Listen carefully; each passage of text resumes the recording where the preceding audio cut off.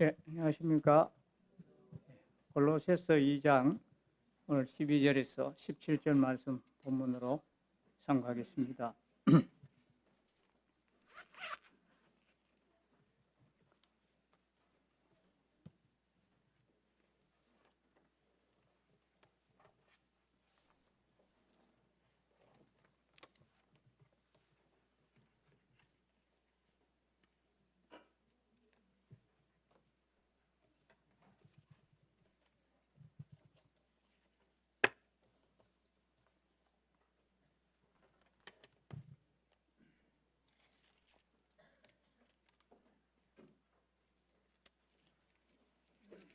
2장 12절에서 17절 제가 먼저 말씀 봉독해 드리겠습니다.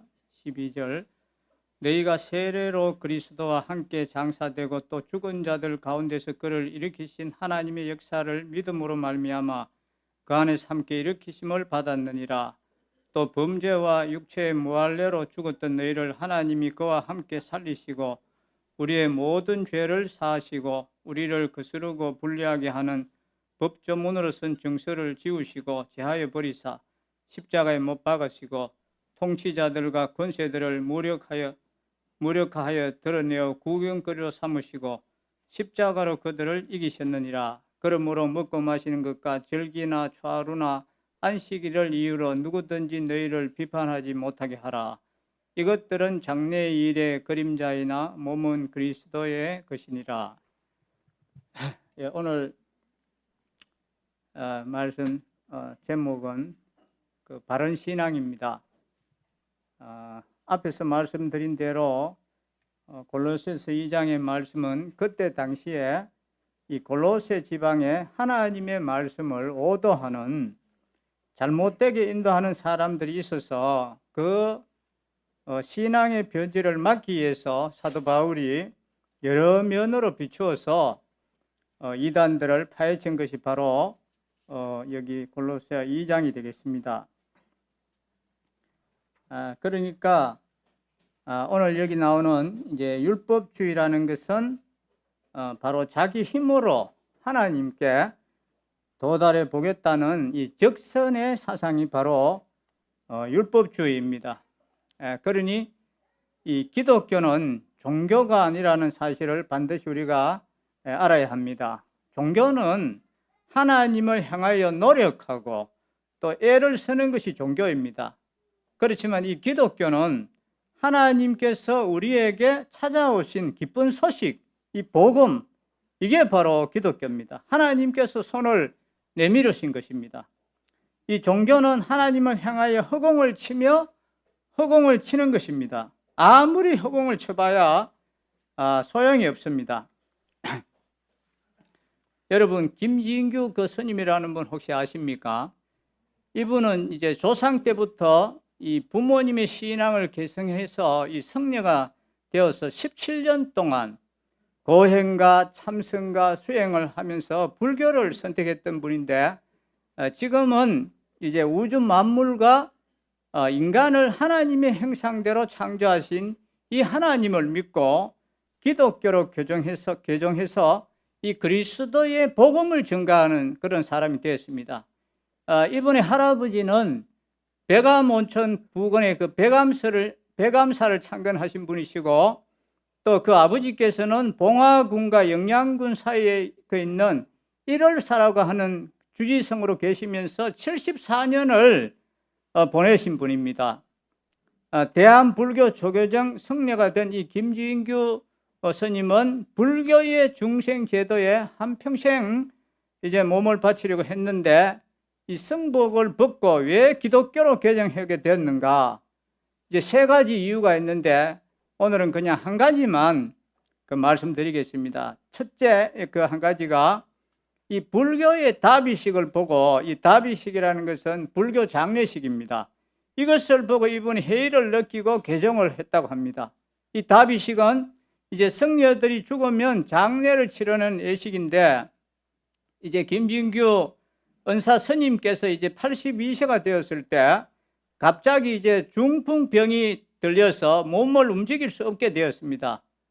이 자식이 없는 중은 제자들이 이제 밥상도 갖다 드리고 목욕도 시켜드리고 소변도 다 치워드리고 이렇게 하는데, 이제 하루는 이 친구 스님이 은사 스님의 용변을 치우려고 요강을 가지고 가다가 문턱에 걸려서 넘어져서 용변 그릇이 깨져 가지고 온 바닥에 옷에 용변에 튀고 냄새가 온 진동을 했습니다. 그래서 이 친구 스님이 이제 화를 내고 막 신경질을 부리면서 그 은사님을 원망하고 아주 참 표현할 수 없는 그런 모욕적인 말을 하게 되었는데, 그래서 그 방에 계시는 이 은사 스님이 이제 그 말을 들었습니다. 듣고 이제 식사를 하시라고 공양을 이제 갖다 드렸더니 그 하시는 말씀이, 너희들이 귀찮아서 억지로 갖다 주는 공양을 내가 먹을 수가 없다. 그래서 이제 너희들 나도 이제 괴롭히고 싶은 마음도 없고 하니까 이제 나는 안락사를 할 것이니까 지금부터 공양을 이제 가져오지 마라 그랬습니다.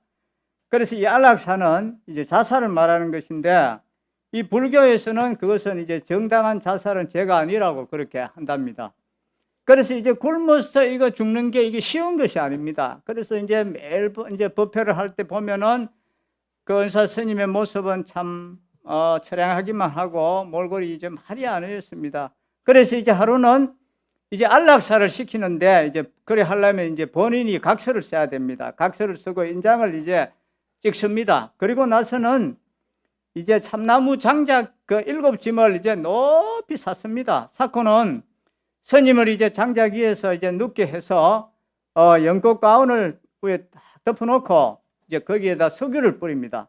석유를 뿌려서 이제 답식을 하는데, 이제 큰 스님, 작은 스님, 학인 스님, 보살들이 이제 다 모여서 이 고성들은 이제 제일 앞에 있고 학인성은 이제 그걸 뒤에서 견학을 하게 하는데, 이제 가사장삼을 입고 염주를 목에 걸고 손에 이제 목탁을 두들기면서 장작에 이제 불을 붙인 다음에서 그 불타는 모습을 보면서 극락앙생하라고 이제 연부를 한다고 합니다. 그래서 이제 그때 이 생명이 이제 끝나는 그 비명의 소리, 불에 그 막 타는 그 고통의 그 소리, 살까지 터지는 소리, 뼈들이 이제 어그러지는 소리는 참으로 들을 수가 없었다고 합니다. 이 나무 7짐이 다 타버려도 이 시체가 덜 타서 또다시 2탕, 3탕을 해서 태운 다음에서 이 젖봉지를 사들고 이제 산에 올라가 동남풍, 서북풍 부는 그 바람에 이제 날려보내는 것을 지켜보고, 이제 그날 밤에 이 사람이 밤새도록 잠을 못 잤습니다.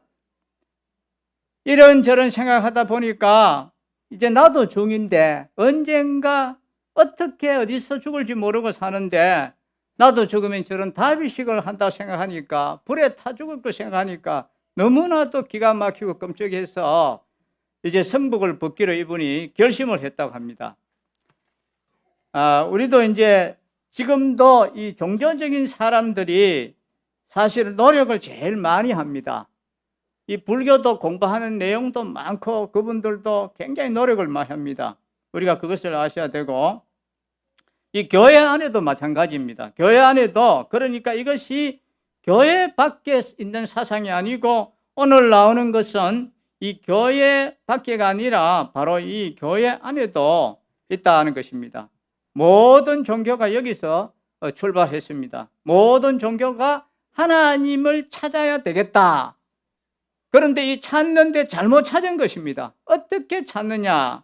인간 자신의 이제 노력으로 찾으려고 하고 수양으로 찾으려고 하고 내 힘으로 이제 찾아야 되겠다. 이것이 바로 종교고 율법주의입니다. 교회 안에도 이제 그런 사람이 있다는 것입니다. 저는 이제 다른 어떤 사람들보다도 이 율법주의에 속한 사람이 제일 불쌍한 사람이라고 생각합니다. 왜냐하면 애는 많이 쓰고 노력은 많이 했는데 결과가 없다는 것입니다. 평생 마음의 만족과 기쁨이 없습니다. 항상 부족합니다. 겸손해서 부족하다고 하면 참 좋은데 하나님의 은혜에 대한 이 참다운 체험이 없기 때문에 그런 결과를 가져오니까 그야말로 불쌍한 것이 되는 것이죠. 자, 이제 오늘 본문 말씀 이제 첫절 12절 보십시다. 너희가 세례로 그리스도와 함께 장사되고 또 죽은 자들 가운데서 그를 일으키신 하나님의 역사를 믿음으로 말미암아 그 안에서 함께 일으키심을 받았느니라 그랬습니다. 그러니 앞에서 이제 무슨 이야기가 나왔습니까? 이 할례에 대해서 이야기했습니다. 할례를 이제 이야기하다가 오늘 바울 사도는 이제 이 세례 이야기를 하고 있습니다. 왜냐하면 구약에서 이 할례라는 것은 신약에 와서는 할례의 제도가 다 이미 이제 그리스도로 말미암아 성취되었습니다. 예수 그리스도를 믿을 때에 그리스도 안에서 할례 받은 자가 되었습니다. 앞에서 말씀드린 대로 이 참 할례라는 것은 이 귀와 마음의 할례를 받는다 그랬습니다. 이 귀의 할례를 받는다는 뜻은 옛 생각, 옛 것 이런 것을 끊어버리고 이제는 하나님 앞에서 새로운 인생이 되었다는 뜻입니다. 이 할례라는 것은 끊어버리는 것입니다. 그래서 사도 바울이 할례 받기를 좋아하는 이 사람들에게 갈라디아서에 보면 그렇게 끊어버리는 걸 좋아하거든 완전히 다 끊어버리라 이렇게 책망을 했습니다. 그만큼 이 할례 때문에 어려움이 있었다는 것입니다. 그러나 지금 이제 무엇이 문제가 되느냐? 오늘 이 세례라는 말이 나오는데 이 세례가 이제 문제가 되고 있습니다. 어떤 사람은 침례를 받아야 한다. 침례를 받지 않으면 천당을 가지 못한다고 하는 사람들이 들어 이제 나온다는 것입니다. 그러나 그것은 성경에 있는 사상이 아닙니다. 세례를 왜 받느냐? 오늘 여기 보니까 너희가 세례로 그리스도와 함께 장사한 바 되고 그랬습니다. 예수님과 함께 죽었다는 표로 침례를 받습니다. 그러니까 예수님의 십자가를 참으로 믿지 않는 그런 사람은 아직 침례를 받으면 안 되는 것이지요. 신앙도 없는 사람에게 침례를 주면 이것이 무슨 계급 하나 올리는 것처럼 잘못 알고 있다는 것입니다. 침례는 예수님과 함께 죽었다. 정말 예수님이 십자가에 돌아가실 때에 나는 예수님 안에 있으니까 나는 예수님을 믿을 때에 예수 안에 있으니까 예수님 죽을 때 나도 죽은가 마찬가지다 이 말이죠. 그러니 이 예수님이 죄의 값을 다 지불했다는 것입니다. 죄의 값은 사망이지 않습니까? 그 다음 이제 죽은 자들 가운데서 그를 일으키신 하나님의 역사를 믿음으로 말미암아 그 안에서 함께 일으키심을 받았다 그랬습니다. 예수님이 십자가에서 죽으시고 끝이 났으면 어떻게 됩니까?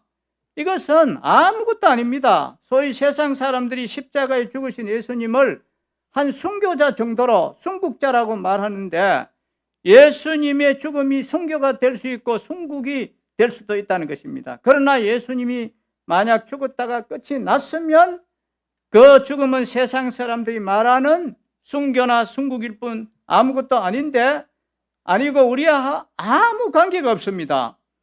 그렇지만 예수님이 죽었는데 3일 만에 이제 하나님께서 말씀하신 대로 일으켜 주셨습니다. 살아나셨습니다. 그 때문에 그는 죄가 없으신 분이 확실하고 그는 구세주임이 확실하신 것입니다. 하나님께서 그대로 하시겠다고 했는데 그대로 되었습니다. 그래서 예수님이 죽은 자 가운데서 3일 만에 살아나셨습니다. 그것을 내가 믿을 때에 예수님과 침례를 받을 때에 죽었다가 살아난 것처럼 나도 죽었다가 살아났다는 말입니다. 그래서 갈라디아서 2장 20절에 보시면 이제 이 말씀을 확정해 주고 있는데 내가 그리스도와 함께 십자가에 못 박혔나니 그런즉 이제는 내가 산 것이 아니요 오직 내 안에 그리스도께서 사신 것이라. 이제 내가 육체 가운데 사는 것은 나를 사랑하사 나를 위하여 십자가 자기 몸을 버리신 하나님의 아들을 믿는 믿음 안에서 사는 것이라 그랬습니다. 거기 보니까 분명히 내가 그리스도와 함께 십자가에 못 박혔나니 그런즉 이제는 내가 산 것이 아니요 오직 내 안에 그리스도께서 사신 것이라고 말씀했습니다. 분명히 거기 보면 내가 그리스도와 함께 장사 지낸 바 되었다고 했습니다. 이 말씀이 다른 곳에서 나온 것이 아니고 그 앞에 보면은 갈라디아서 2장 16절에 이렇게 말씀이 되어 있습니다. 사람이 의롭게 되는 것은 율법의 행위에서 난 것이 아니요 오직 예수 그리스도를 믿음으로 말미암는 줄 아는 거로 우리도 그리스도 예수를 믿나니 이는 우리가 율법의 행위에서 아니고 그리스도를 믿음으로 의롭다함을 얻으려 함이라. 율법의 행위로서는 의롭다함을 얻을 육체가 없느니라 그랬습니다. 거기 보면 율법의 행위로는 의롭다함을 얻을 육체가 없다고 했습니다. 이 땅 위에서 착하고 도덕적이고 착실한 그런 사람이라도 이 율법에 갖다 대어보면 전부 다 낙제생입니다. 안 됩니다. 의롭다함을 얻을 육체가 없습니다. 그래서 형식적인 침례를 받지 않고 우리가 정말 예수님이 나를 위해서 죽으시고 살아나신 것을 믿으면 그 믿음이 있으면 예수님과 함께 죽었고 살았습니다. 그러면 침례는 왜 받느냐? 이 공적인 신앙 고백입니다. 그래서 침례는 몰래 집안에서 절대 주지 않습니다.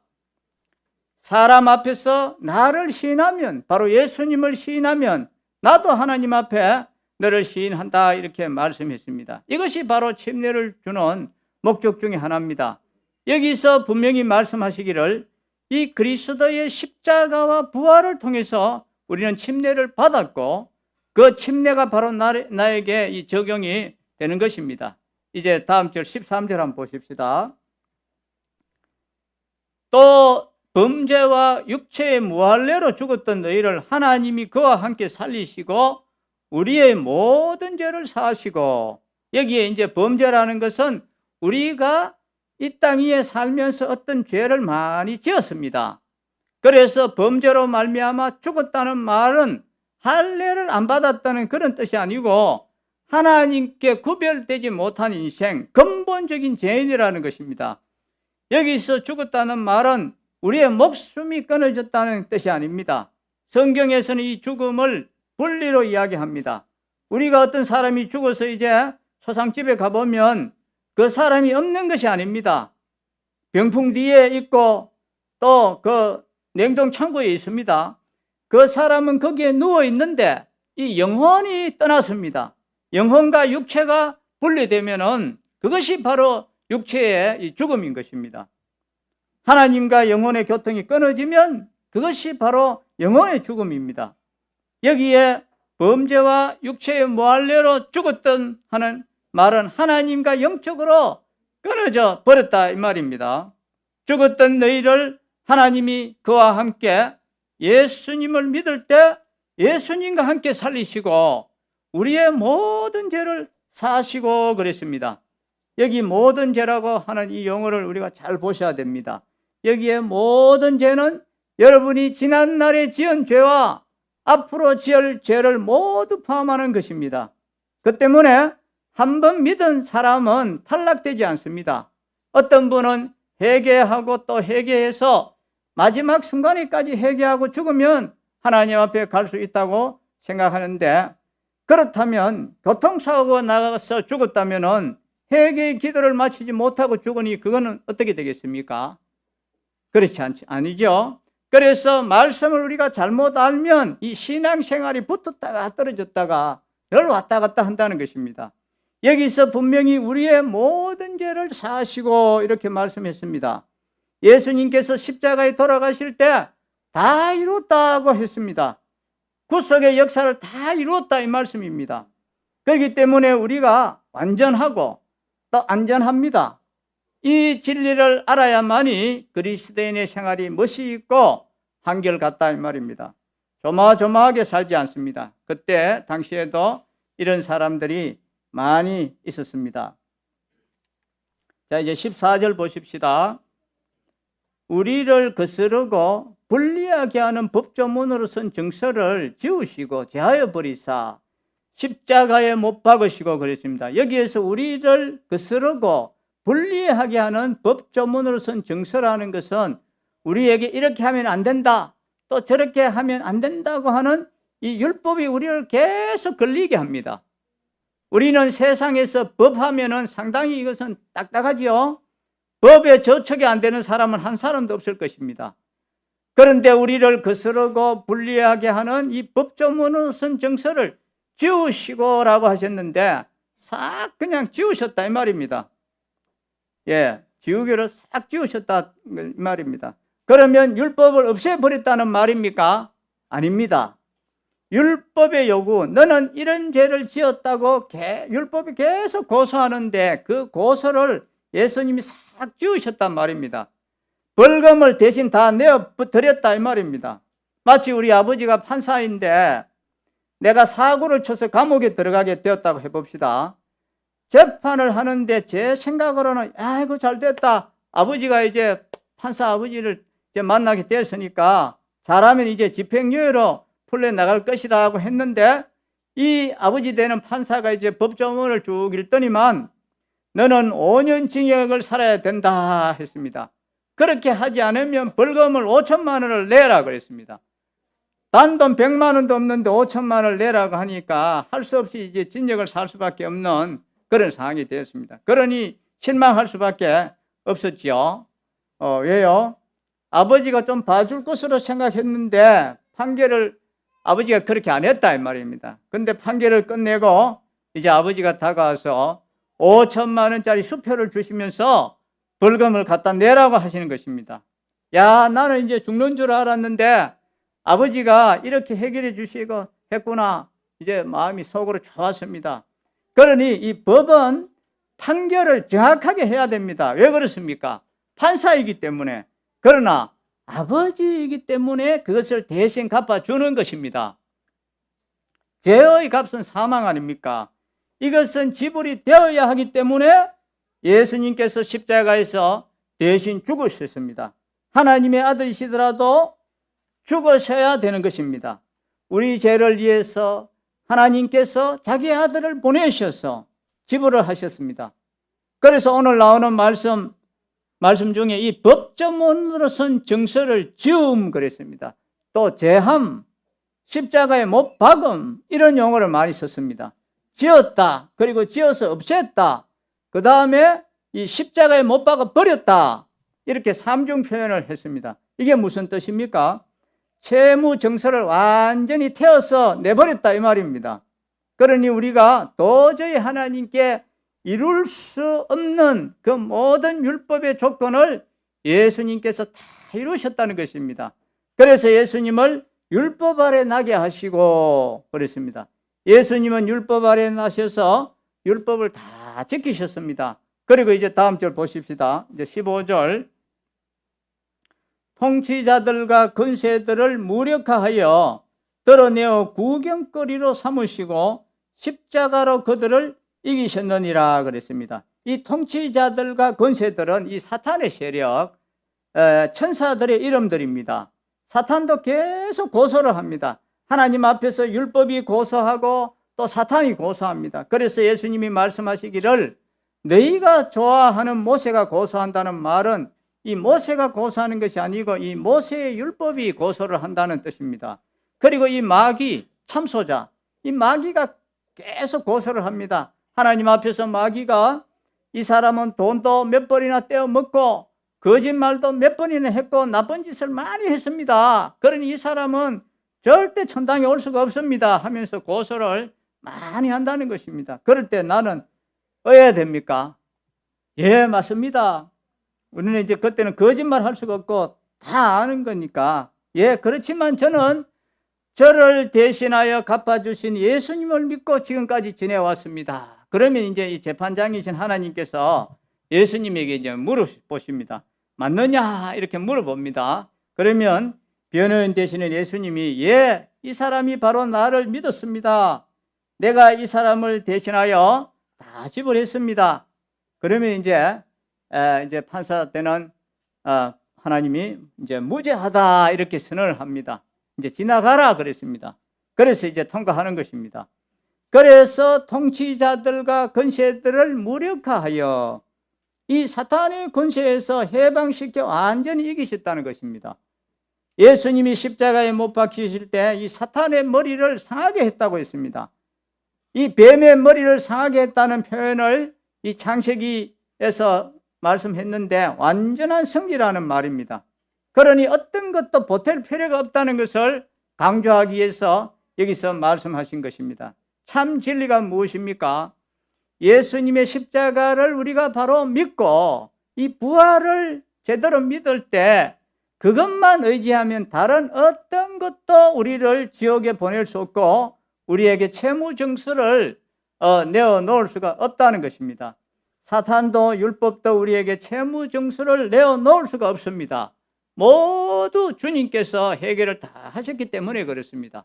자, 그런데도 이제 다음 절과 같은 사람이 또 있다는 것입니다. 자, 16절 한번 보십시다. 그러므로 먹고 마시는 것과 절기나 차로나 안식일을 이유로 누구든지 너희를 비판하지 못하게 하라. 지금도 이런 것을 들고 나오는 사람들이 있습니다. 그러므로 이렇게 완전히 먹고 마시는 것을 해결했습니다. 구약 레위기 11장에 읽어보시면 책임질을 하고 발굽이 갈라져야 먹도록 되어 있습니다. 낙타는 대책임질을 하는데 발굽이 갈라지지 않아서 못 먹습니다. 토끼도 못 먹습니다. 또 물고기는 빗늘이 있고 이 지느러미가 있어야 먹습니다. 빗늘이 없고 물컹물컹한 그런 것은 먹지 못합니다. 이것을 전부 읽어보시면 의미가 있습니다. 하나님께서 우리들에게 이 정결하게 살도록 하신 것입니다. 그러나 이러한 먹고 마시는 것 때문에 구원을 받는 것은 아니다는 것을 우리가 알고 있다는 것입니다. 그래서 이 먹고 마시는 이러한 문제들이 이 유대인들 사이에서는 꽉 머리에 막 그냥 박혀 있습니다. 그래서 이런 것들을 깨뜨릴 때 어떻게 깨뜨렸냐 하면은 오늘 예배 시간에도 잠깐 그 말씀 했습니다만은 이 사도행전 10장을 읽어보시면 철두철미한 유대인 베드로가 12시경에 이제 음식이 준비되는 동안에 지붕에 가서 이제 기도를 합니다. 그런데 이 비몽사몽간에 큰 보자기 갖고 네 길을 메어 땅에 들여온 것이 이제 보이는데 그 안에 보니까 이제 정결한 것도 있고 구물구물한 것도 막 섞여 있었습니다. 그래서 하나님이 베드로 보고 야 베드로야 일어나 잡아 먹어라 그랬습니다. 그때 베드로가 주여 그럴 수가 없나이다. 속되고 깨끗지 아니한 것을 내가 언제든지 먹지 아니하시옵나이다 하니 또 두 번째 하나님께서 깨끗게 하신 것을 내가 속되다 하지 말라. 이런 일이 이제 세 번 있은 후에 그 그릇이 곧 하늘로 올려갔습니다. 그래서 베드로가 이 환상이 무슨 뜻인가 하고 이제 속으로 의심을 하고 있는데 마침 그때 밖에서 대문을 두드리는 소리가 들립니다. 그런데 이제 하나님의 성령이 베드로에게 이제 말씀합니다. 이방인이 와서 너더러 이제 따라가자고 하니까 겁내지 말고 따라가라 그랬습니다. 그래서 베드로는 보자기 안에 있던 이 정결치 못한 것이 바로 이게 바로 이방인이었구나 하는 걸 이제 깨닫게 되었습니다. 이방인은 원래 유대인들은 더럽다고 그들하고 밥도 같이 안 먹고 말도 하지 않습니다. 그런데 하나님께서 정하게 하셨으니 더럽다고 하지 말라고 했으니까 고넬료 집에 가서 이제 복음도 전하고 또 밥도 먹고 잠도 잤습니다. 나중에 이 사실 때문에 이 유대인 신자들이 예루살렘에서 완전 발칵 뒤집어졌습니다. 야 베드로야 네가 어떻게 이방인 집에 들어가 식사도 하고 잠도 잤다면서 하면서 난리 났습니다. 그때 이제 베드로가 하나님께서 가르쳐 주신 것인데 내가 어떻게 하나님을 대적하겠느냐 하고요 이렇게 말을 했습니다. 이 실제로 이제 디모데전서 4장 그 3절부터 보시면은 이 이단자들이 이상한 말을 하는 걸 볼 수가 있습니다. 무슨 말을 했는가 하면은 혼인을 금하고 식물을 펴라 이렇게 이야기했습니다. 결혼을 하지 말고 독신으로 지내야 그게 참 어려운 것이다. 혼인을 금하라 그랬습니다. 이런 말을 하는 자가 이제 생겼습니다. 지금도 이제 그런 사람이 들어있는데 그리고 자꾸 금식을 해야 한다는 말을 또 합니다. 식물을 펴라 그랬습니다. 그러나 식물은 하나님이 지으신 바니 믿는 자들과 진리를 아는 자들이 감사함으로 받을 것이니라.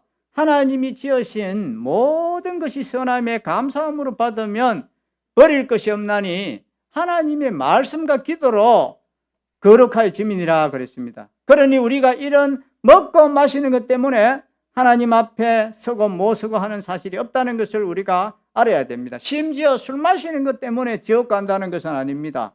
또 담배 피우는 것 때문에 지옥을 간다는 것도 없습니다. 술을 마시는 것이 왜 안 좋느냐?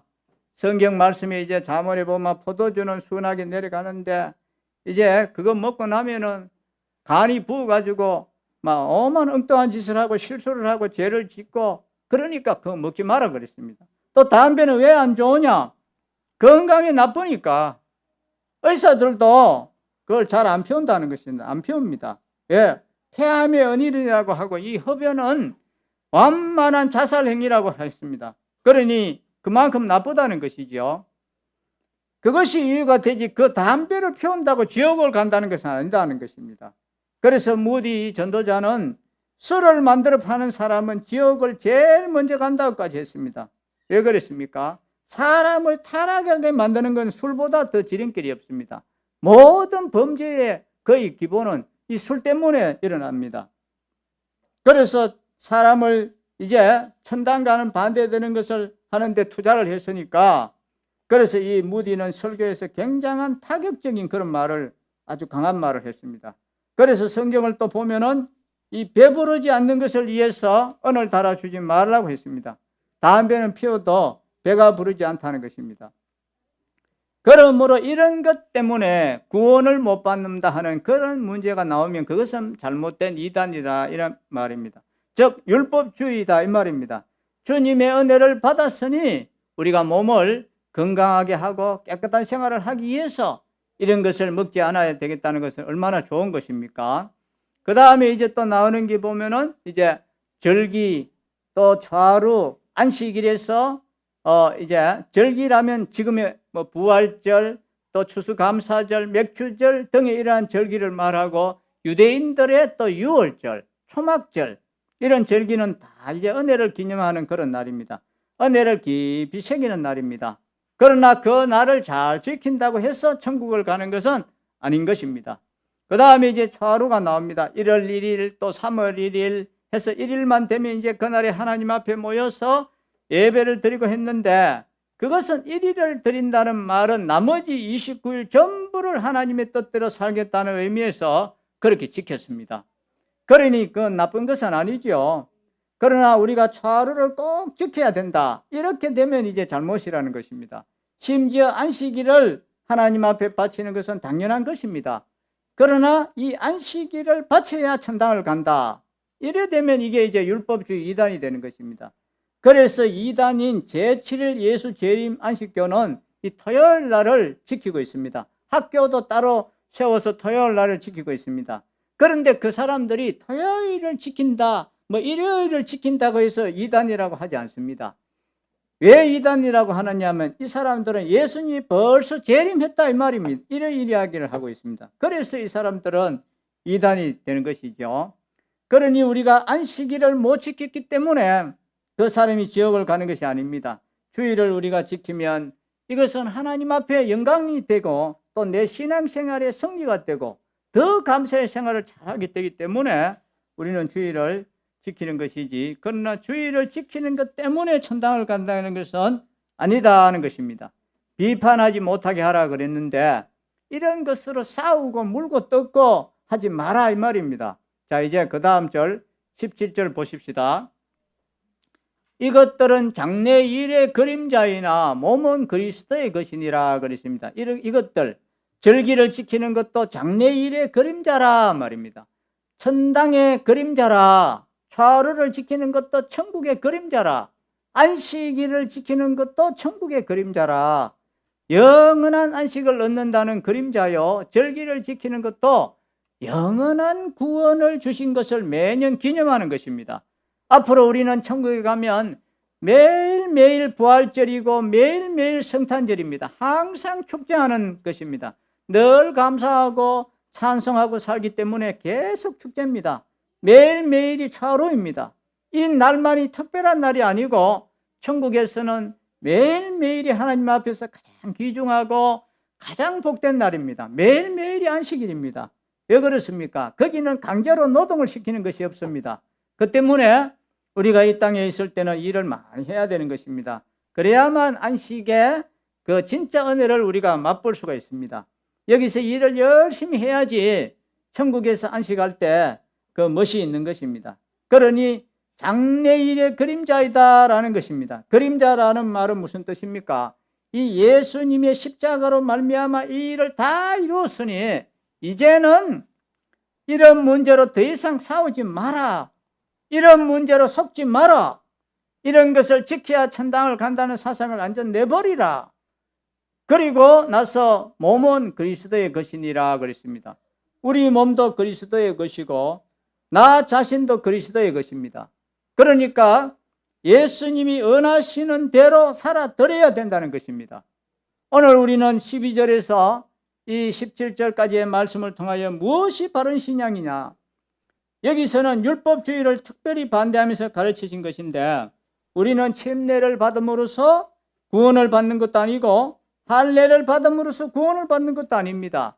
오직 침례의 진리는 예수님께서 날 위해서 죽으시고 살으신 것을 바로 믿을 때에 나의 죄는 이제 13절 그 마지막에 한번 보십시오. 뭐라고 했습니까? 13절 마지막에 보면 우리의 모든 죄를 사하시고 그랬습니다. 완전히 영원히 사하셨다. 이 사실을 믿으셔야 됩니다. 예수님의 십자가 부활이 날 위해서 죽으시고 살으신 것을 믿어야 되는 것입니다. 내 모든 죄 전부를 사해 주시고 모든 채무 정서를 전부 태워버렸다고 했습니다. 그러니까 완벽한 구원입니다. 이 확신을 가질 뿐만 아니라 우리는 또 16절과 17절을 통해서 여러 가지 이 땅에서 먹고 마시는 것과 나를 지키는 이런 것들 전부가 앞으로 가는 천국의 그림자입니다. 그리고 이것이 다 장래일의 그림자인 것입니다. 우리의 이 구속받은 몸, 우리의 이 구속받은 하나님의 백성의 몸은 주님의 것이므로 우리는 주님 뜻대로 살아드려야 되겠다는 것입니다. 이 살아드리는 것 때문에 구원을 받는 것이 아닙니다. 살아드려야 하나님을 기쁘시게 하는 것입니다. 그리고 내게는 큰 축복이 있습니다.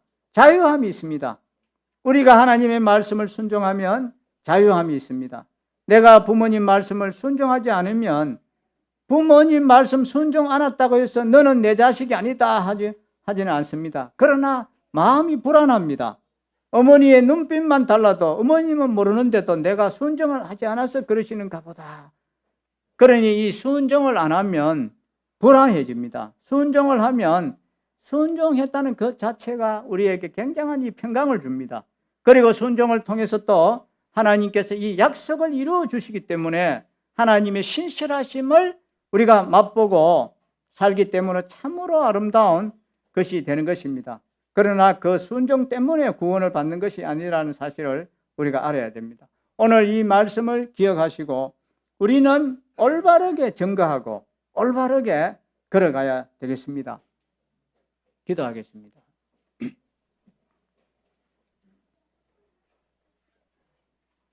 아버지 하나님, 율법의 그 말씀에 우리는 한 말씀도 지킬 수가 없고 이룰 수가 없는 이러한 사실을 아시고 아버지 하나님께서 독생하신 아들을 이 땅에 보내주셔서 율법에서 나게 하시고 우리의 율법의 모든 요구를 십자가로 승리해 주시고 또 마귀의 모든 참소와 고소를 다 이제 잠잠케 하시고 승리케 하신 우리 주님을 찬양합니다. 아버지 하나님, 또 먹고 마시는 것과 절기나 이러한 것에 우리가 얽매이지 않고 이제 자유함을 얻고 살 수 있는 은혜를 주셔서 감사합니다. 이 몸이 이제 우리의 것이 아니고 주님의 몸이니까 주님을 기쁘시게 해드리는데 우리의 몸이 드려지기를 바랍니다. 아버지 하나님, 또 우리 교회 연약한 병중에 있는 분들을 위해서 기도합니다. 최정수 형제님을 주님 의식이 회복되도록 돌아오도록 주께서 긍휼을 베풀어 주옵소서.